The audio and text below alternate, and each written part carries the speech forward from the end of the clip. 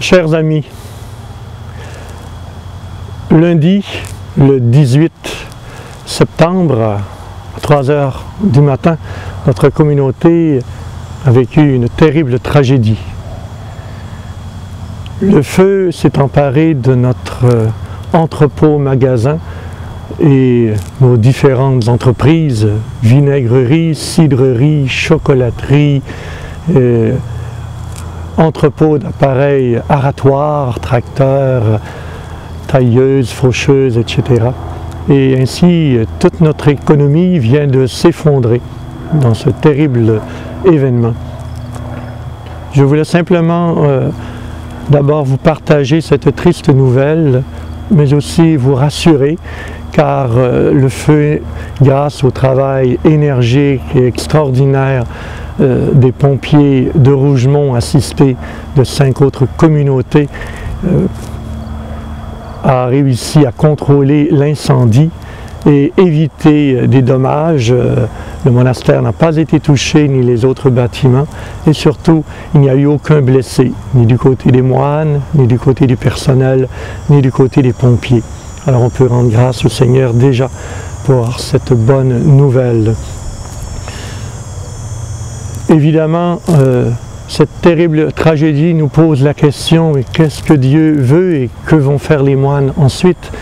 Eh bien, je vous rassure aussi, nous avons bien l'intention d'écouter le message de l'Évangile de ce jour, où l'on parlait de Jésus rencontrant la veuve de Naïm, qui a tout perdu en perdant son fils unique.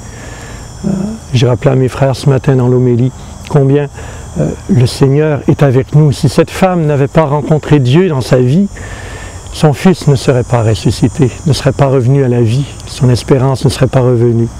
Si ce fils n'avait pas connu Jésus, il n'aurait pas entendu le Christ l'interpeller. « Jeune homme, lève-toi, je te l'ordonne, lève-toi. » Eh bien, c'est ce que j'ai dit à mes jeunes frères aujourd'hui. Nous avons à nous relever, nous aussi.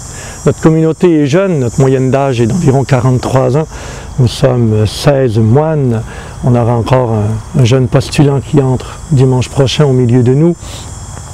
Donc nous avons un avenir devant nous. Nous avons surtout Jésus au milieu de nous qui, malgré ce que vous voyez de dévasté autour de nous, n'a pas dévasté notre espérance ni notre assurance que Dieu marche avec nous, qu'il nous aide et qu'il va nous aider à nous relever et à rebâtir. On compte évidemment sur votre présence puisque Jésus était avec ses disciples lorsqu'il est allé à la rencontre de cette veuve éprouvée. On compte sur votre prière, on compte sur votre assistance, sur votre aide pour nous aider, ne serait-ce qu'à venir acheter nos pommes et nos poires. Le verger est encore là, rempli.